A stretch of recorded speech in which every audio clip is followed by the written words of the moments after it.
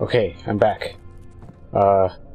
You probably didn't notice because I probably cut it out, but my brother came in here and started blundering about, being a blunder butt, and just yelling incoherently about stuff, and then I'm like, hey, I'm recording.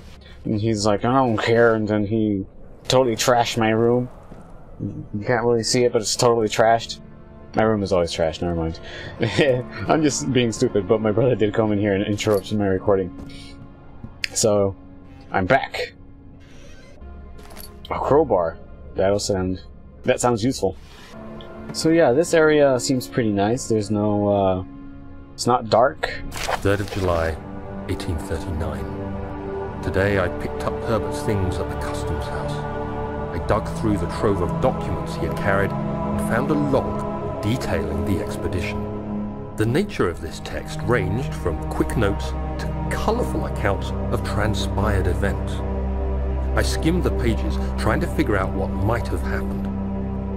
May 17th, the day I was trapped inside the orb chamber, Herbert dryly states, "Recovered Daniel after 1 hour of entrapment."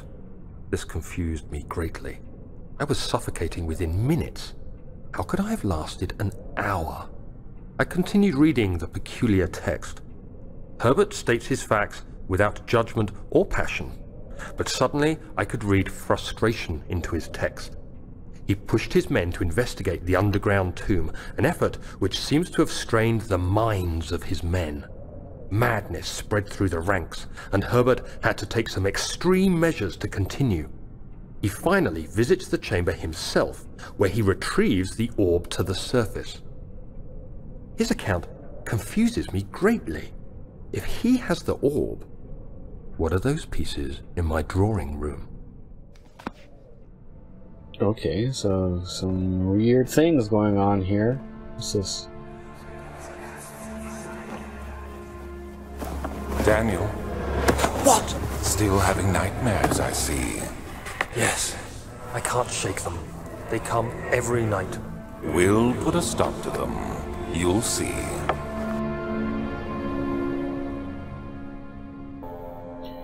Alright. I was interrupted yet again by my dad. Just barged in here and started using, I don't know what he was using. What is the door stuck due to a broken lock. Okay. But yeah, it's just one thing after a fucking another. Okay, I did not do that. That is definitely glitching. Well, it looks like I can't do anything more in this room here. Actually, that's painting. I might actually be able to, okay. Maybe I need to... Oh, yes. The key. Please, let it be here.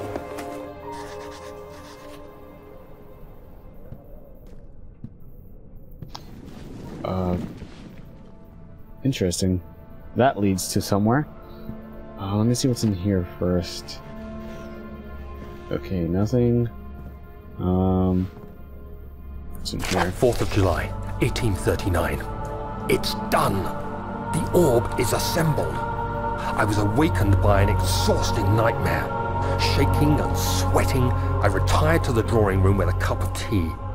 The relic pieces lay spread across the table as I'd left them, but somehow I knew how it was supposed to be. I fetched the tar, which I had prepared to fix the pieces together, and without fault I joined them, producing the orb I remembered so clearly. The tar proved unnecessary. It was pushed out from the joining pieces as they merged on their own, with no adhesive. The ancient stone relic now rests on my table. Its immaculate surface and perfect shape could have been molded by a factory. This is all too strange.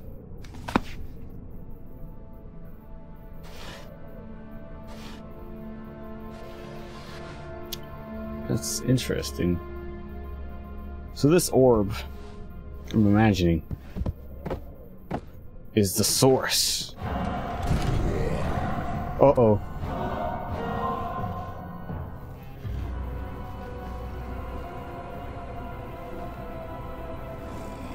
Okay, so there's an enemy.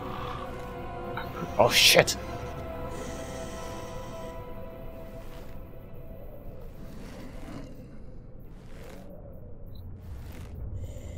I pushed the door by accident with my body.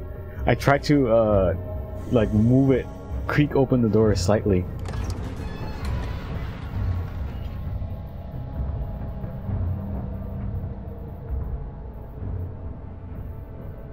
Did he leave?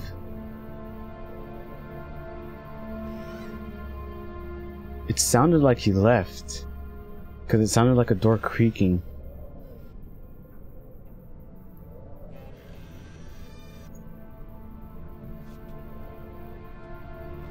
And the music is not dramatic anymore.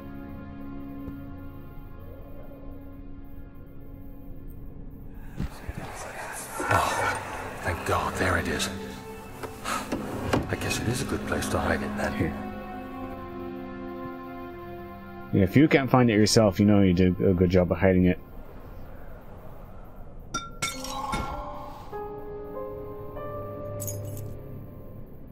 Machine room key. He panted heavily, trying his best to keep himself from screaming. The medicine cabinet had been overturned and lay collapsed on the floor.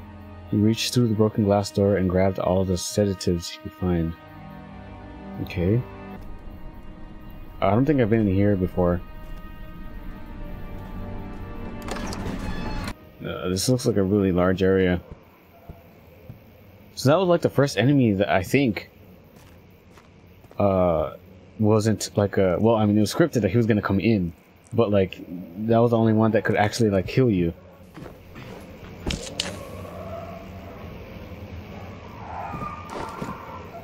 Got some weird noises of like dogs or something. I don't know why this thought came to me particularly in this moment, because I felt it before. What's this? Before I read this, I feel like I would enjoy this a lot more if I weren't recording. Continuing on, letter regarding the discovery of an orb. To my most trusted student and friend, Johann Weyer. I'm not sure if that's how you pronounce that. I'm not, wherever that name is from, I'm not from there. The most remarkable thing happened as I was traveling through the Prussian woods in the summer. I finally found one of the orbs I have been looking for the last 20-odd years. It is as inexplicable as the Heliodromus described it in the Hortus Conclusus. It was, as it was told about, an underground Mithraic temple crowned with the unearthly artifact. The orb was big enough to fill my cupped hands, and the texture was smooth and jagged, its color washed while rich. Contrast is not enough to describe its nature. It was impossibly an artificial paradox captured within stone. I was staying in a nearby village called Alstat,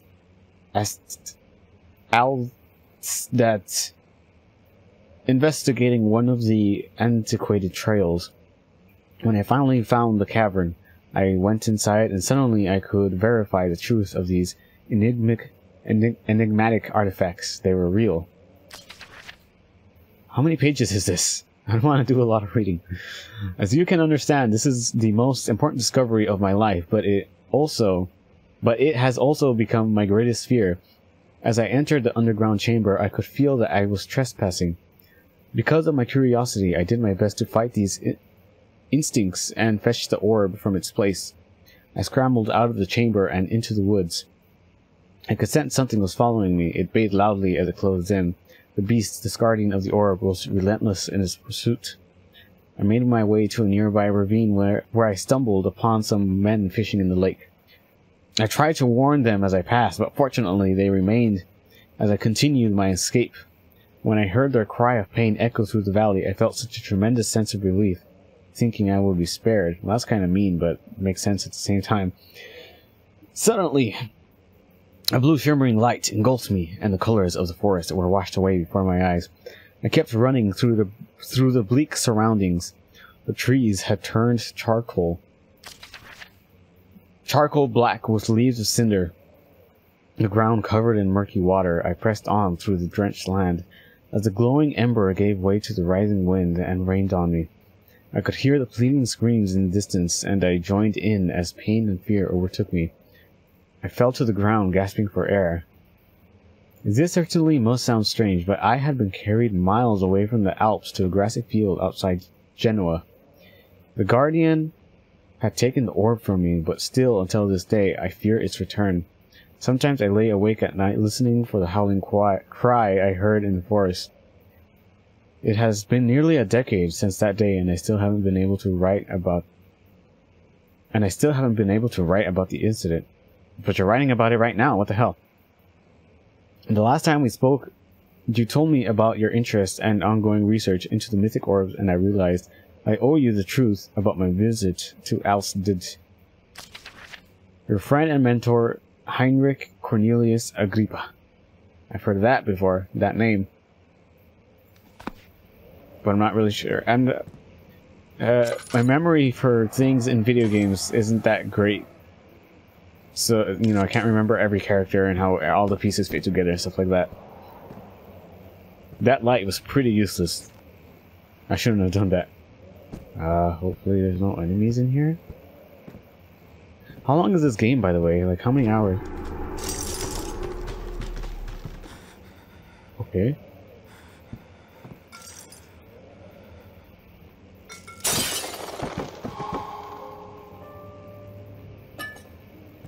I can actually go outside.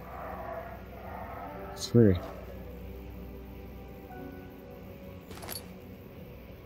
I can jump like from window to window like Spider-Man or something. But I don't want to do that right now. Because I'm afraid of falling, and there's some more of this building I can explore. Okay, that right there is kind of freaking me out. It's like a taxidermied... Oh, jeez. That's really messed up. I want to, like, knock it down or something. But I can't.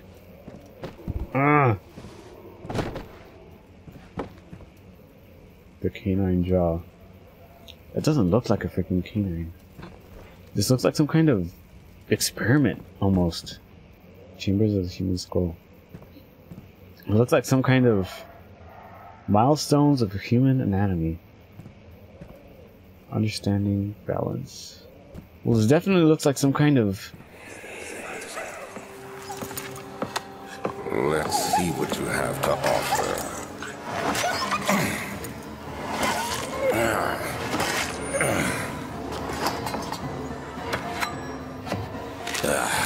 What a mess. I should have sharpened the saw. But I can sense it. It's definitely there.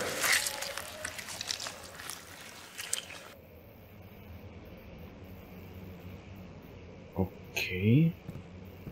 So this guy, what's his name? Alexander? He liked to cut animals apart, it seems. It sounded like he was looking for something inside. It sounded like a dog. But what could he be looking for? And it looks like he like put them back together or something. It's just really weird. Hopefully all these questions will be answered in due time. Okay. Naked statues just standing here. That's cool. What's this? Another note. Anatomy frontiers.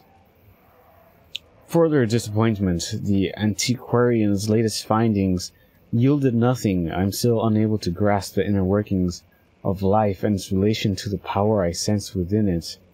I shall pursue more books on the subject, but I suspect it will be in vain, since no research has been made in my particular interest. I must attempt to fill that void myself. Clearly humans emanate more of the energy I seek, but I hope animals will suffice, as they would prove less of a hassle to acquire. Okay. So it looks like life has some kind of energy that correlates to the orb or something. I'm guessing the orb. Or this darkness or whatever the fuck. It sounds like to me... Well, this is blocked off.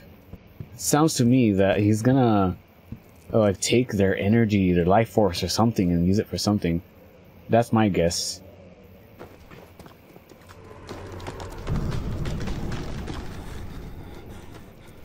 Okay. There's that flesh stuff growing over the trees. This looks interesting. What's this? This is another one of those weird thingies. When will it be my turn? Have I not shown restraint? My patience spans centuries. From where I came, mankind has not even wasted a breath. Yet I bow to you. I have done so much for you, and I have gained nothing in return. Agrippa, I trusted you.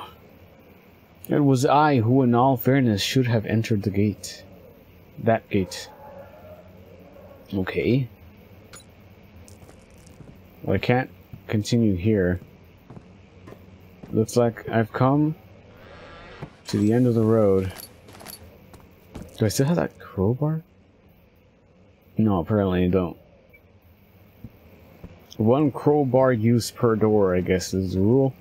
So I'm gonna go to that area, that one door that opened by itself when I entered that one room, the fountain, because I'm pretty sure that's where I was supposed to go. And I can't seem to advance any further in this area, unless I'm just not looking very well to where what I'm supposed to be doing, which is definitely a possibility. He flipped through the book of monarchs, looking for etchings, and counted 9 different kings from all over Europe had been depicted within an orb, resting in their hands. I'm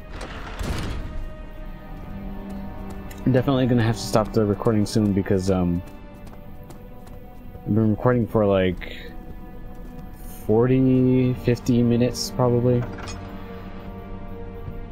This looks interesting. You have an ascending room. Will it take us to the inner sanctum? It will definitely take care of the vertical part of our journey. So, you have ridden an elevator before? Yes, the Colosseum at Regent's Park has one. It takes you to the gallery where you can view the panorama. Good. This ride might be a little longer, and in the other direction.